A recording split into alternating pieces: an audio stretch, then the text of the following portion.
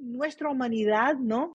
Depende en este momento del acceso digital. Entonces, es un derecho, pero también es un derecho que para las poblaciones marginalizadas como las mujeres y en todas sus dimensiones es clave. Hola, muy buenos días, tardes, noches a todos quienes nos escuchan o nos ven hoy en este nuevo episodio de nuestra serie de video podcast de Latinoamérica Digital. Hoy estoy muy contento porque nos acompaña una persona que conocí, ya no sé si hace poco, porque lo conocí a comienzos de este año y este año ya se va a acabar prácticamente, entonces no sé si es hace poco, pero sí me ha agradado mucho conocer a Sonia y sobre todo las causas que Sonia lidera, que son causas que yo creo que son legítimas y son necesarias. Sonia lidera una organización llamada Global Digital Inclusion Partnership, que yo, digamos, no soy la persona indicada para explicar lo que ellos hacen. Probablemente Sonia nos puede dar alguna explicación en un instante, pero creo que eso le da forma a varios de los asuntos de los que queremos hablar hoy, y es inclusión digital, cómo hacer que todos hagamos parte de esta nueva sociedad de la información, de estas sociedades digitales. Ya no es si son digitales, sino por qué no estamos todos en ellas. Estas son conversaciones que Access Partnership nos interesan. A mí que lidero el equipo de Latinoamérica, me parece que Latinoamérica en sí misma es un gran laboratorio de inclusión y es una región con muchos retos y muchas oportunidades. Entonces, hoy vamos a charlar un poco sobre estos temas, a conocer, Sonia, qué opina de estos asuntos, qué podemos hacer todos los stakeholders para mejorar esa situación. Y sin más, los invito obviamente a que se suscriban a nuestros canales. Esto va a estar publicado en Spotify, Apple Music, YouTube, todas estas plataformas. Sin más, Sonia, muchas gracias por estar hoy con nosotros, te agradezco mucho tu tiempo. Si quieres, y para empezar esta conversación, cuéntanos tú qué haces y el Global Digital Inclusion, qué buscan y qué han hecho por la inclusión digital en el mundo. Muchas gracias, Giuseppe. Gracias por tenerme aquí en tu podcast. Estoy muy contenta de poder compartir nuestro trabajo y nuestras ideas y también un poco, espero motivar muchas personas a también trabajar un poco más en el área de inclusión digital, que es muy importante, ¿no? Bueno, yo soy la directora ejecutiva de la parcería global de inclusión digital, Global Digital Inclusion Partnership, como tú hiciste. La lidero en cooperación con mi colega Onika Makwakwa. Somos las dos directoras ejecutivas. Como mujeres feministas que trabajamos en el desarrollo digital, también estamos intentando hacer que nuestra organización sea una visión del futuro que queremos. Y entonces colideramos la organización y eso para mí es muy importante porque es una parte de nuestra filosofía como organización. Bueno, como organización trabajamos en general para asegurar que la conectividad significativa sea una realidad para la mayoría global, ¿no? Para todos los países en el sur global. Pienso que así se dice en castellano, la mayoría global, que son los países con menos ingresos, con los ingresos más bajos en todo el mundo, y claro, y felizmente también los países que tienen los más grandes desafíos, las más grandes barreras. Y bueno, claro que nosotros como organización trabajamos en diferentes dimensiones para tratar de este tema de la inclusión digital. Nosotros como organizaciones somos una coalición de organizaciones del sector privado, público y sociedad civil. Acreditamos mucho no solo en una perspectiva de trabajo que sea multi-stakeholder, ¿no? Que tenga toda la visión y los aportes de todas y todos. Y también de los diferentes constituyentes, ¿no? De diferentes sectores. Y porque vimos que es importante todas y todos tenemos una perspectiva de cómo queremos que el mundo de la inclusión digital sea, ¿no? Cuando tú hablas de la sociedad de información que estabas hablando a poco a la introducción y una economía digital, una sociedad digital, queremos que la igualdad y que todo lo que exista sea justo y posible para todos y todos. de cualquier forma que cada persona lo determine sea ideal para sus vidas. Y nosotros como organización, entonces trabajamos no solo a nivel de la advocacia en políticas públicas, lo que llamamos policy advocacy, ¿no? Se dice abogacía en castellano, yo pienso, pero confirma para yo no decir muchos errores en mi portuñol. Nosotros trabajamos en el área de, abogacía en las políticas públicas en toda el área de política digital. También teníamos un programa muy fuerte de investigación porque acreditamos que es importante crear y desarrollar no solo los datos, pero buena evidencia para apoyar toda la abogacía que hicimos. Usamos muchos de nuestros recursos para apoyar directamente a los países y organizaciones que están trabajando en estas áreas, organizaciones regionales y reguladores, ministerios en diferentes países, y también trabajamos en parcería con diferentes organizaciones internacionales en realidad en proyectos de asistencia técnica de diferentes dimensiones y de diferentes tamaños, que es muy importante y claro que es un gusto para nosotros tenemos esta oportunidad. Estamos siempre como organizaciones bastante preocupadas con la brecha de género, que cuando se habla de inclusión digital es uno de los temas que es más importante en nuestro sector, ¿no? Y toda la área de desarrollo digital. Y cuando pensamos de la perspectiva de género, Giuseppe, pensamos de una perspectiva bastante amplia, no solo género entre hombres y mujeres, pero género y cualquier tipo de población marginalizada en los países donde trabajamos. Y esto es muy importante porque inclusión es incluir a todas y todos y todes del mundo, y entonces pensamos estrategias, acciones, formas de aumentar la inclusión a todos los niveles del desarrollo digital. Y claro que vamos a hablar de varios de estos temas hoy día contigo, pero bueno, voy a parar en este momento para seguir preguntando.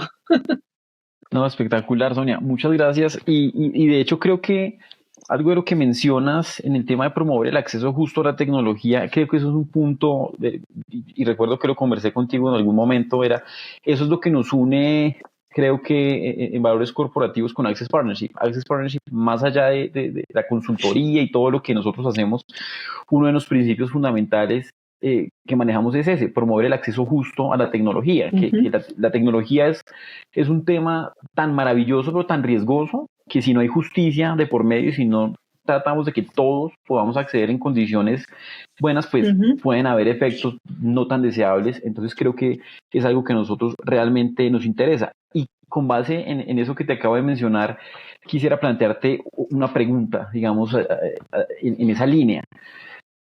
La inclusión es un tema que yo no sé si la expresión sea que está de moda, pero sí es un tema que se está conversando mucho, se está discutiendo y uno lo ve en muchos foros, en muchos, digamos, publicaciones.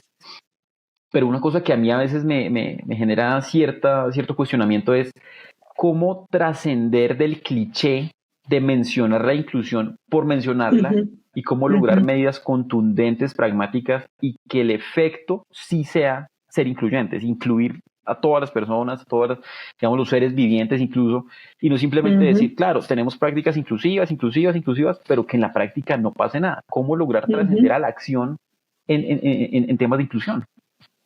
Claro, bueno, esa es una pregunta excelente para empezarnos, porque en la realidad, inclusive esta idea de que la inclusión es una cosa nueva, es un error, porque mira, yo estoy trabajando en esta área casi 30 años y lo que pasa es que yo pienso que en este momento finalmente, y esto me da un poquito de esperanza, ¿no?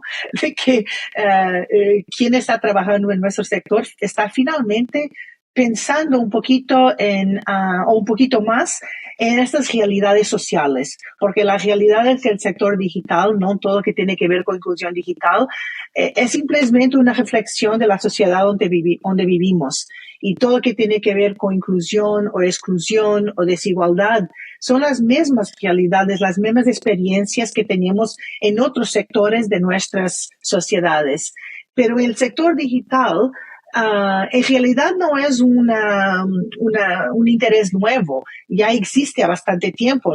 Nosotros como organización ahora tenemos un nuevo nombre, pero estamos trabajando ya a más de una década en esta área. Empezamos con todo que tenía muy enfocado en la asequibilidad, en lo costo del acceso a la internet y a banda ancha, como tú sabes, y esto no fue la primera vez. Antes de esto ya estábamos trabajando en esta área. Por eso yo te digo, yo trabajo en la área de política y regulación en el sector de comunicaciones a muchos años, y esa es una preocupación que siempre existía. Yo pienso es que ahora, a la medida que ya lo entendimos, todo lo que es digital, el acceso a la internet y acceso a la conectividad de banda ancha como básicamente un derecho humano, ahí transformó la forma como pensamos en la inclusión digital. ¿Por qué? Porque no es un lujo, no es simplemente una cosa nueva que solamente las personas que podrían pagarlo tienen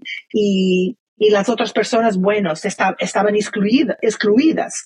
En este momento, la realidad, yo pienso que fue uno de las cosas que la pandemia ha realmente hecho bastante en nuestro sector, es que nos ha dicho, no se puede pensar en nada de que es digital excluyendo parte de la población del mundo, ¿no? En América Latina, en África, en Asia, en cualquier parte del mundo. Y entonces este fue el cambio, Giuseppe, que es un cambio no solo de intereses, pero también un cambio de prioridades.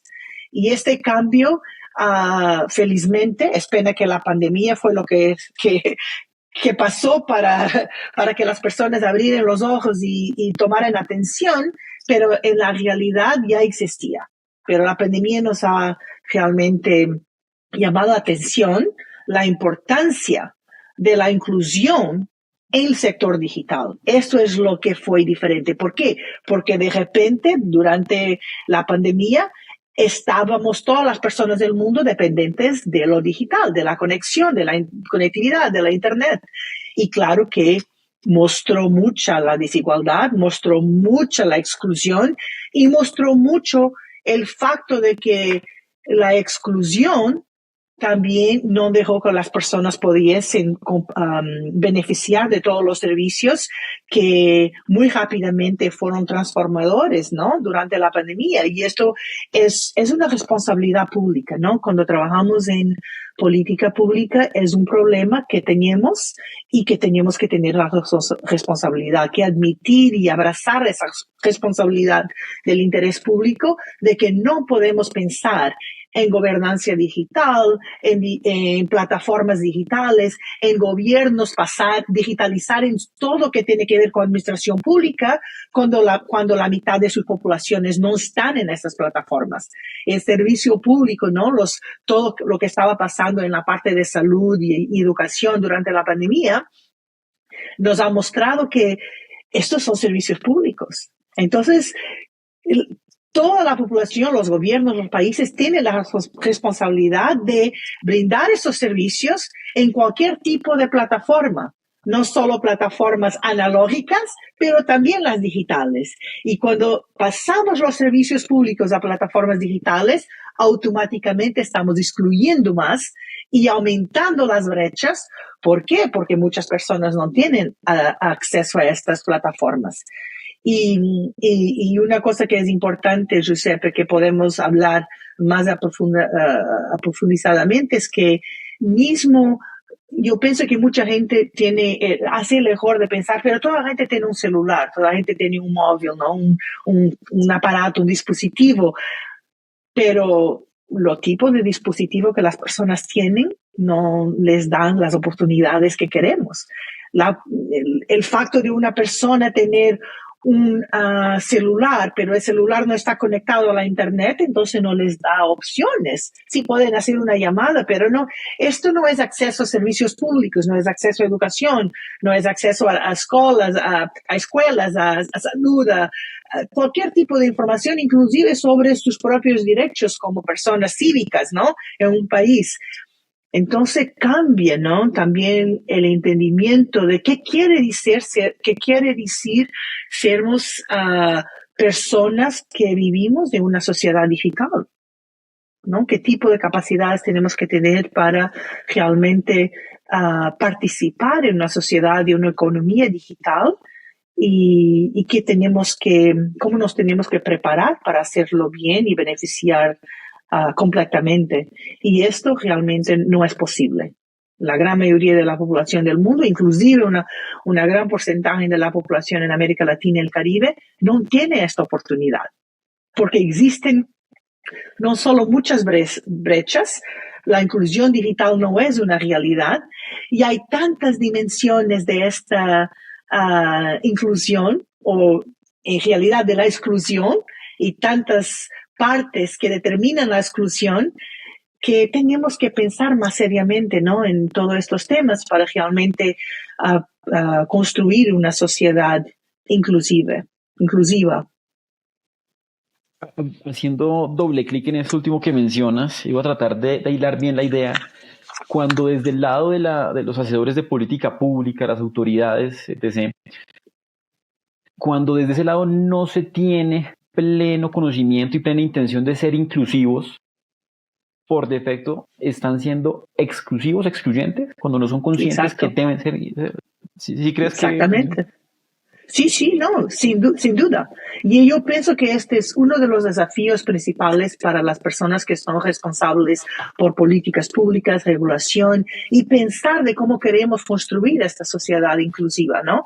Es cualquier tipo de acción, cualquier tipo de política, cualquier tipo de decisión, tenemos que pensar que mismo cuando pensamos que está expandiendo las oportunidades, ¿para quién?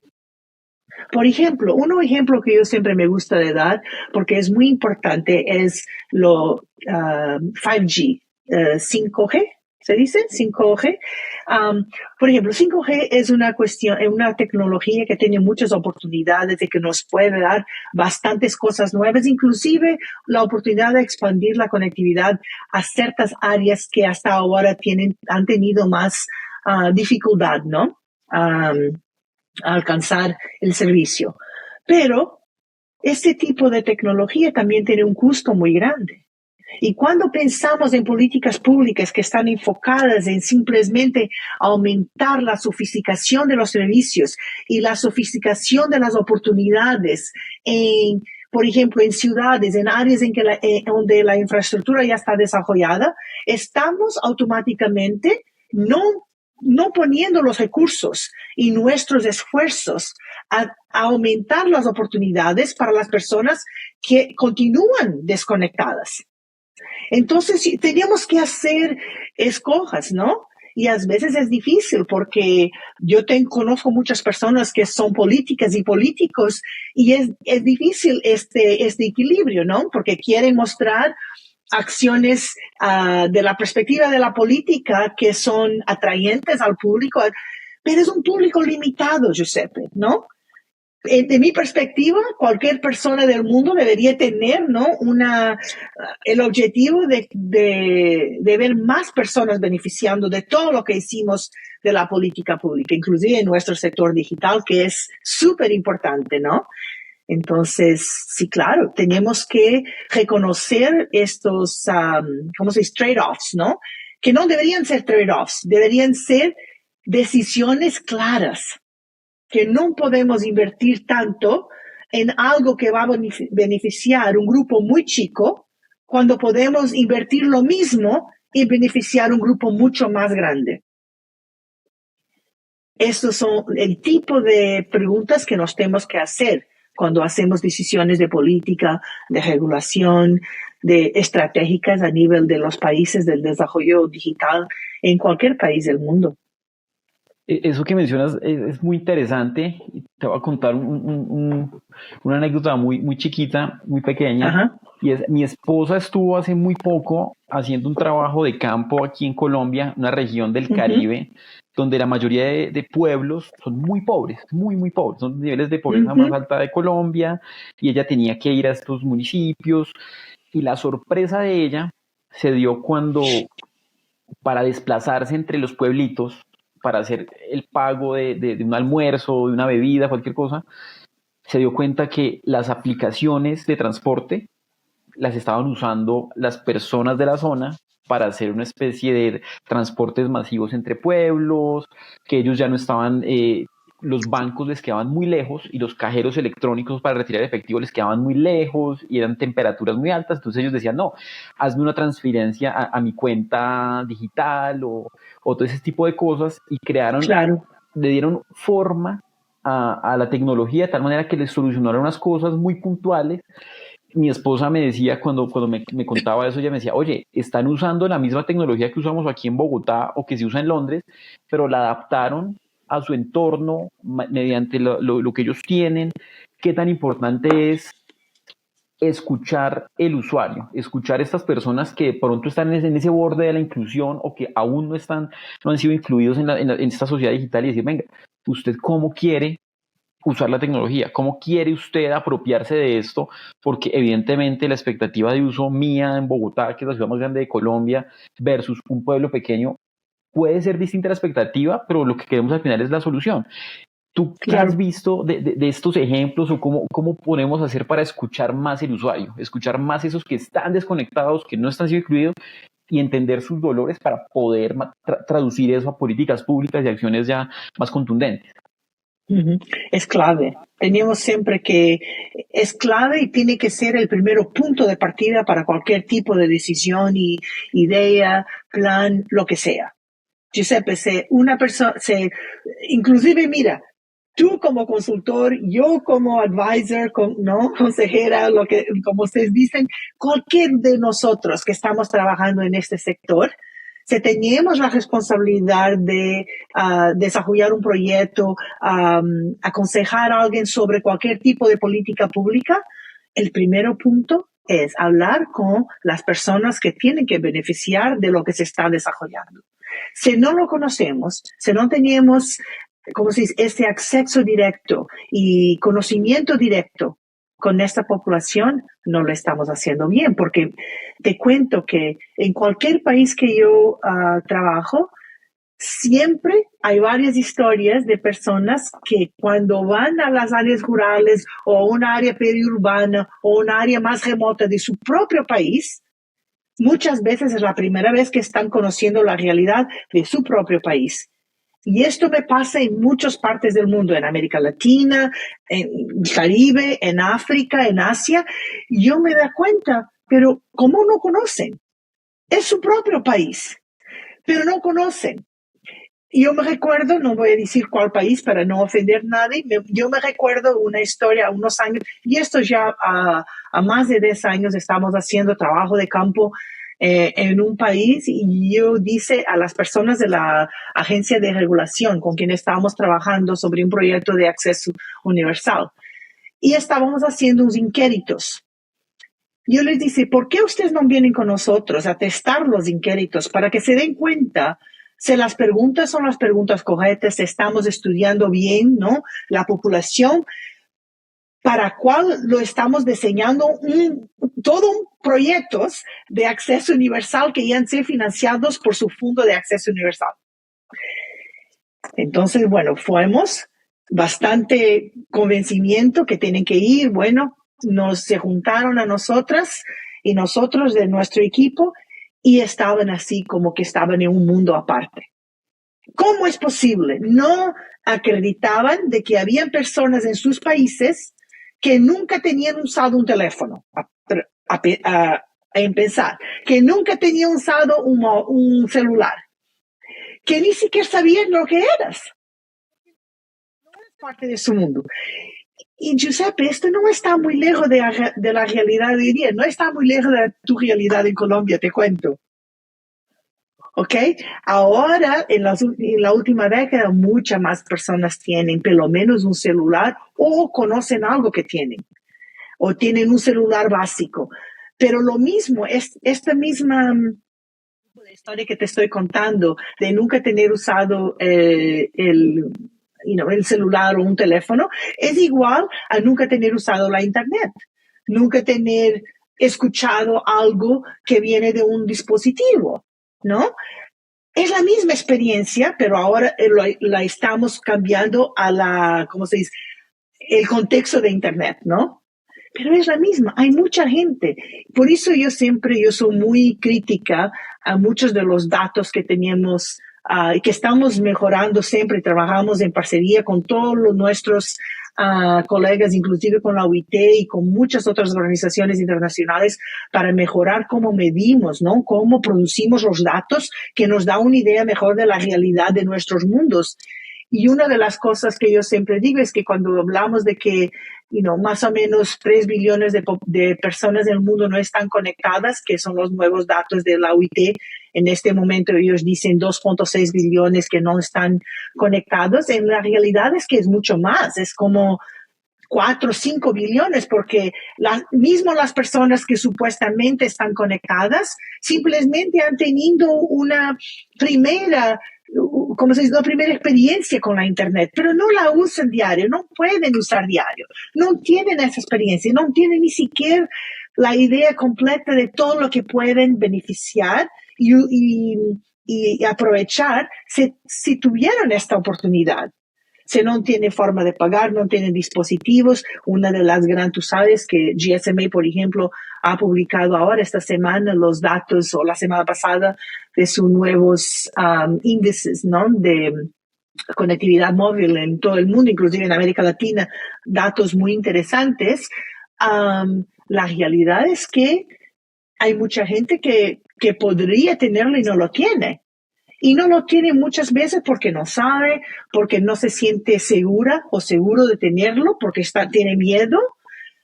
Hay un montón de razones, pero lo que es que la historia se repite en una otra, ¿cómo se dice? En una otra parte de la línea de la evolución digital, pero es la misma historia. Las personas pueden tener celulares, pero no usan la Internet. Las mujeres, por ejemplo, en Colombia, en nuestros estudios, nosotros, tú sabes que trabajamos mucho en el área de conectividad significativa, hicimos un estudio muy detallado en 12 países del mundo, donde miramos en detalle cómo las personas estaban usando, principalmente para medir este concepto de conectividad significativa en los países y en el mundo. Y Colombia fue el único país de América Latina que estudiamos porque, bueno, normalmente América Latina está un poquito mejor que las otras áreas donde trabajamos, ¿no? Como África subsahariana y Asia. Pero mira, que es tu país. Normalmente Colombia dice, no tenemos ninguna brecha de género, toda la gente tiene celulares. Cuando empiezas a ver más detallado, más a profundidad, la brecha de conectividad significativa es más o menos 17% en Colombia.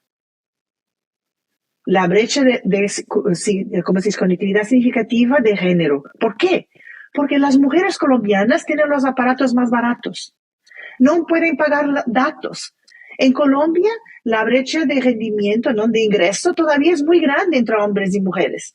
Entonces, todos estos temas estructurales, sociales, económicos afectan y determinan cómo las mujeres colombianas, y no solo mujeres en general, mujeres colombianas por raza, por localización en Colombia, como por ejemplo la área más remota que estabas hablando que tu esposa fue a visitar. Todas estas barreras aumentan de acuerdo con todas estas dimensiones sociales. Entonces, las mujeres colombianas de diferentes backgrounds tienen experiencias diferentes con la Internet y acceso diferente. Pero esta brecha de conectividad significativa, que es una conectividad que tiene que ser de buena calidad, frecuente, con un dispositivo adecuado y con una conectividad de por lo menos lo equivalente que nosotros llamamos de 4G, es mucho mejor para las mujeres colombianas. Esto no está bien. Entonces, políticas públicas tienen que tratar de esto, ¿no? Atacar estas brechas y eliminarlas y crear formas de que ellas no sean posibles. Pero no, normalmente teníamos la tendencia, además, en realidad, en la política pública siempre hay esta tendencia incorrecta de pensar de que si estamos a hacer una política pública, todas las personas van a beneficiar de la misma forma. Y lo que sabemos de toda la parte del mundo es que eso no es real. Por eso en Colombia las personas que están en Bogotá tienen una experiencia diferente de las otras. Mismo que las otras personas, como estabas hablando, se adapten a lo que pueden hacer, su experiencia es diferente. Y su experiencia normalmente es menos, ¿cómo se dice? Les dan menos posibilidades que la experiencia que tú tienes. Y eso es importante también. Por ejemplo, yo me recuerdo, y esto es también la realidad en Brasil y otros países de América Latina y el Caribe. Durante la pandemia, bastantes estudiantes en las áreas rurales no tenían ninguna forma de tener acceso a sus escuelas o a clases, ¿no? Después, despacito, empezaron a tener acceso, pero los niños que estaban en las áreas rurales no solo no tenían computadoras, algunos tenían, la mayoría solo tenían celulares. ¿Quién va a aprender a tener clases en un celular? Es mucho diferente de tener una computadora en tu casa, mismo que la computadora sea compartida. Entonces, estas realidades, ¿no? Teníamos que pensarlas. Y ahí es donde esta cuestión de, ¿cómo se dice? Hacernos parte de un proceso que excluye es muy importante. Tenemos que reconocer nuestro rol, ¿no?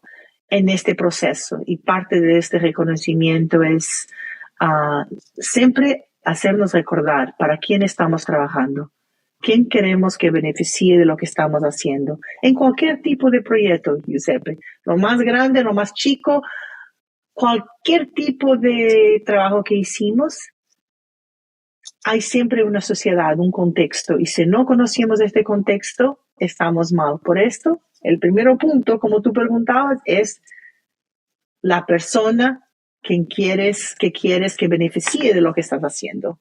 Siempre. Si no lo conoces, mira, vaya a conocer.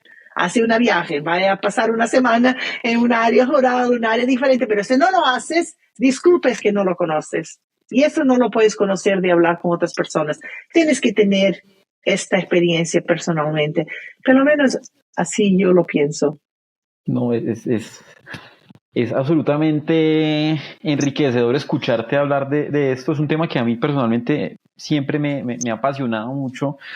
Y te quisiera preguntar un tema asociado hablando un poco más del tema de las políticas públicas y cómo influenciar un poco la construcción de estas políticas públicas desde una perspectiva más incluyente.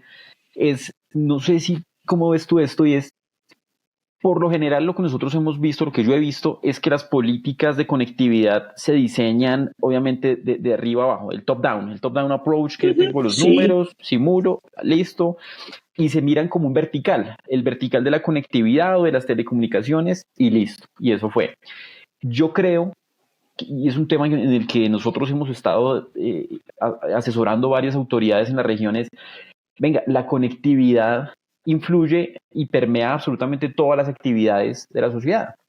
Las políticas de conectividad no solo son de conectividad, también hay un componente de educación, de relacionamiento con el gobierno, de salud, de servicios públicos, y quizás una de las reflexiones que las personas podrían hacerse cuando diseñan estas políticas públicas es: ¿cómo puedo yo involucrar otras áreas de la sociedad dentro de mis políticas públicas de tal manera que sean más pertinentes y sean más amigables precisamente con los usuarios? Y que no simplemente sea decir, mira, como tú dijiste, aquí está su celular, vaya y transfórmese digitalmente, que es lo que mucha gente dice: no, es que tener celular ya se transformó digitalmente, y nada más lejos que eso. No. ¿Cómo hacer para que estas otras áreas de la economía, de la sociedad, converjan y que las TIC, la conectividad, en efecto sea una herramienta y no sea simplemente un fin? ¿Cómo lograr eso?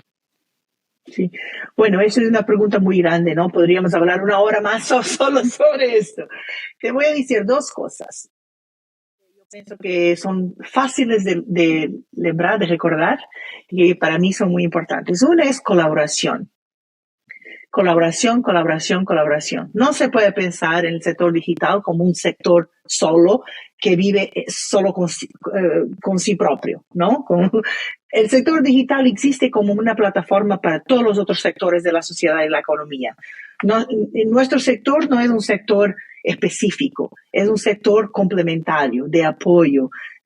Esto es lo primero. Y por esto tenemos siempre que colaborar con otras partes de la sociedad, de la economía. No podemos hablar de infraestructura digital o de desarrollo digital si no tenemos suficiente conocimiento y entendimiento de cómo esta infraestructura va a ser usada para apoyar desarrollo en agricultura, industria, en educación, en salud, en gobernanza, en administración de los países, todo esto. Entonces, eso es lo primero. ¿Qué quiere decir? Que cuando se empieza cualquier tipo de política pública o cualquier tipo de proyecto, tienes que tener por lo menos alguien que represente estos sectores en tus consultas, ¿no? Para este proyecto, y tienes que entender la realidad y lo que necesitan para poder priorizar lo que estás haciendo. Porque mira, una de las cosas que también es importante para personas como nosotros que trabajamos en esta área es que si un país te pide que necesitamos una política pública o una regulación para el desarrollo de infraestructura de banda ancha más rápido en nuestro país, ¿qué vamos a hacer? Tú no puedes decir simplemente vamos a invertir, vamos a buscar inversiones del banco, del CAF, de lo que sea, y ya está. No. Tienes que primero saber dónde está la infraestructura, dónde está y no está usada, a dónde debería estar porque realmente hay necesidad. Todas esas preguntas son, y tú ya lo conoces, tú sabes esto muy bien, pero es preguntar a todos los sectores, hablar con todos y no, ¿cómo se dice? No dejar nadie por atrás, porque si lo dejamos por atrás, no estamos haciendo esta justicia, ¿no? A ver cómo el sector puede realmente mostrar que es el sector digital, pues digital puede realmente mostrar que es una herramienta clave para cualquier otro sector, ¿no? Entonces, eso es muy importante. Y a veces hay que hacer decisiones, porque, por ejemplo, si el sector de salud y el sector de educación son los que necesitan más ahora la inversión para apoyarlos, se tiene que hacer. Mismo que no podemos hacer para otros sectores. Líderes políticos tienen que saber articular este tipo de lógica y este tipo de necesidad de que muchas veces se tiene que hacer, que es priorizar diferentes proyectos. Eso es importante, pero colaboración es clave. ¿Por qué? Porque así todos entienden. Yo me recuerdo que en algunos países estábamos trabajando, nosotros siempre trabajamos en lo que llamamos estas coaliciones nacionales que montamos en todos los países donde estamos trabajando en política y traemos todas estas ideas de los diferentes sectores, del sector privado, público y sociedad civil, pero de los diferentes sectores de la economía. Y una de las cosas que aprendemos mucho con este trabajo de national coalitions, ¿no? Que apoyan el diseño, el desarrollo, por detrás de todo que son las políticas públicas que diseñamos y desarrollamos, es que ellos mismos aprenden entre ellos y empiezan a entender por qué hay una prioridad para el sector de educación en una época en vez de la prioridad para la agricultura en otra época. Entonces, la consulta pública y el multi-stakeholderism, ¿no? Es una forma también de nos apoyarnos unos a los otros y nos mantenernos, como se dice, accountable, ¿no? Accountable to each other, porque entendemos mejor, sabemos dónde están las prioridades, cuándo, y podemos llamar atención. Bueno, ya hicimos esto, ahora hay que hacer esto. Entonces, es como una forma más colectiva de tomar decisión, pero también de tener el apoyo y el entendimiento de por qué lo tienes que hacer de esta forma, ¿no? Eso es el primero. Entonces, colaboración con todas y todos que tienen que tener ideas y que tenemos que incluir en nuestro proceso. Y la segunda cuestión, nosotros llamamos un framework que en inglés se dice REACT, la palabra REACT. Entonces, ayúdame con las letras. R-E-A-C-T. REACT, ¿no? R, en inglés es rights, derechos. E, educación.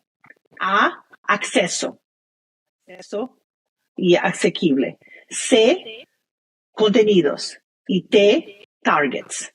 Disculpa que no funciona para el castellano, pero react. ¿Por qué eso es importante? Estos 5, rights, education, access and affordability, content and targets, ¿no? Las metas son claves. Es el otro punto de partida. Cualquier política pública, Giuseppe, tiene que tener metas muy claras, inclusive metas para tratar de todas las brechas que vimos en nuestro análisis, las brechas de género, las brechas rural-urbana, las brechas por las otras dimensiones sociales de raza, etnia, localización, todo. Metas muy claras. Si no tenemos las metas claras en cualquier política, nada se va a hacer. Nada, te garanto. Ningún país, ningún político o política van a hacer nada si no tienen que mostrar que alcanzaron la meta. Si no existe una meta, no es prioridad. Rights, derechos, ¿por qué? Tenemos, nuestra humanidad, ¿no? Depende en este momento del acceso digital. Entonces, es un derecho, pero también es un derecho que para las poblaciones marginalizadas como las mujeres y en todas sus dimensiones es clave. Entonces, que nuestros derechos por todas las dimensiones sean, ¿cómo se dice? Que sean pensados, ¿no? Me está faltando la palabra en castellano, que sean realizados. ¿Ok? Educación. La educación es la base de todo. Pero educación no solo educación ir a la escuela. Educación de qué quiere decir sermos ciudadanos digitales. Ciudadanos. ¿Qué quiere decir? Nos educamos para ser ciudadanos y ciudadanas digitales. Esto es importante. Acceso, ya sabes, ¿no? Ya sabemos la realidad es que todavía existe mucha exclusión y desigualdad, no solo en América Latina, pero mucho en diferentes subregiones de América Latina, ¿no? En Centroamérica, la desigualdad y la exclusión es muy grande, todavía mucho mayor que en otras partes de América Latina, ¿no? Y bueno, es importante que tengamos esta conciencia de que Centroamérica necesita una atención mucho más fuerte y el Caribe también, pero en este caso, como estamos hablando de América Latina, el Centroamérica, no solo que existe una gran exclusión digital, pero también brechas a niveles muy grandes, que en este caso también afectan las comunidades indígenas de una forma mucho más compleja, que afectan otras poblaciones de grupos más, con más beneficios, con más, que tienen una realidad diferente. Y contenidos. Si queremos que la Internet y que la inclusión digital realmente sea, como se dice, significativa para nuestras vidas, nuestra humanidad, nuestra economía, nuestra sociedad, tenemos que tener la información que se pueda contar, ¿no? Que sea correcta, que no sea, ¿cómo se dice? Misinformation, ¿no? Como que no sea errada, que sea correcta, que venga de fuentes que podemos confiar y tener contenidos en los idiomas de las personas, de los idiomas de los países, que sean relevantes a su vida, si es una persona en un área rural o una área periurbana o una mujer en Cartagena o una mujer en una área rural de Patagonia, este contenido tiene que ser relevante para sus vidas, porque si no es relevante, ¿para qué? Entonces, react. Es una palabra que tengo pena que no funciona tanto en castellano, pero react. Tenemos que reaccionar siempre. Reaccionar para un mejor mundo digital, un mundo más inclusivo y más justo en general. Oye, Sonia, te agradezco muchísimo. Esto ha sido como una sesión intensiva de inclusión. Me parece absolutamente clave y por eso es que me agrada tener esta serie de espacios, porque yo creo que no todas las personas tienen acceso a este tipo de información y tampoco tienen el privilegio de que personas como tú se los puedan explicar de esa manera tan clara y tan pedagógica. Yo creo que eso es fundamental. Te agradezco. El tiempo se nos fue volando, literalmente yo miré y dije, Dios mío, se fue el tiempo, qué locura. Pero te agradezco tremendamente. Creo que nosotros vamos a seguir involucrándonos en estas conversaciones. Creo que esto no da espera. Creo que el tema de la inclusión y no sé si esto sea una especie de resumen válido, pero si las autoridades y los stakeholders y si todos los que estamos involucrados en este ecosistema arrancamos pensando en esto que hablamos de incluirlos, de incluirlas a todos y a todas, por sustracción de materia, el resto también se van a beneficiar. Si no lo hacemos, sí, claro. y si no somos incluyentes y no pensamos en todas las personas que debemos conectar e incluir, vamos a dejar mucha gente atrás y eso quizás Exacto. no tendrá reversa en algún punto. Entonces creo que vale la pena establecer esto como un principio rector del diseño de las políticas de tecnología y de conectividad en Latinoamérica y el mundo. Entonces creo que es una lección que me parece importante ser replicada. Te agradezco de nuevo muchísimo por tu tiempo. A ustedes, pues, nos vemos en otro episodio. Les agradezco por estar en sintonía con nosotros. Nos vemos en nuestras redes de Spotify, YouTube, Apple Music, todos esos temas digitales. Muchas gracias. Muchas gracias a todos. Muchas gracias, Giuseppe, y con mucho gusto siempre conversamos.